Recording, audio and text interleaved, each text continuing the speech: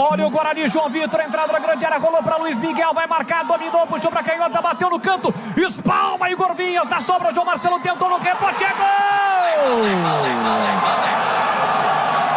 João Vitor!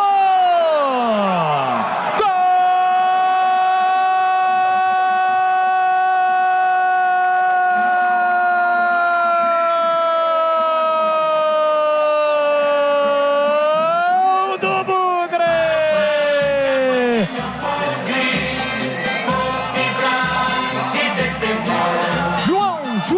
João Vitor tem a 10 estampada na camisa.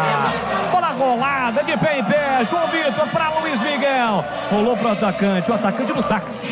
Faz e me abraça. Luiz Miguel ajeitou, puxou para a canhota, soltou uma bomba. O Igor Vinhas fez uma grande defesa. João Marcelo na sobra, tentou de cabeça, o zagueiro tirou.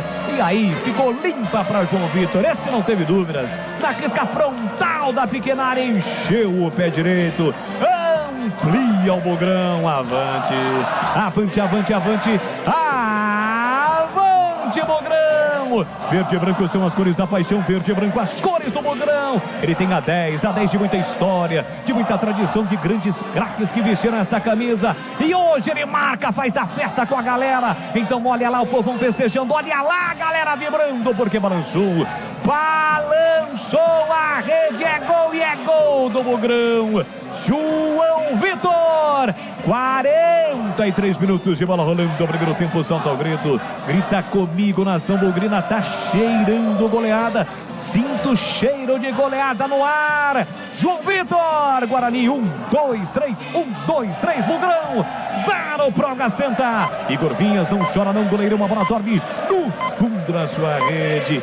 E um detalhe do gol, Vladimir Catarino. Os atacantes do Guarani envolveram totalmente a defesa do Água Santa, né? O Luiz Miguel recebeu lá na direita, trouxe para dentro, iria fazer o gol. Mas uma bela defesa do Igor Vinhas. Depois, na sequência, o João Marcelo também tentou de cabeça, corte parcial da defesa, aí não teve jeito. O João Vitor, com muita força, mandou a bola para as redes. O Igor Vinhas ainda tocou, mas não impediu que ela entrasse. 3-0 Guarani.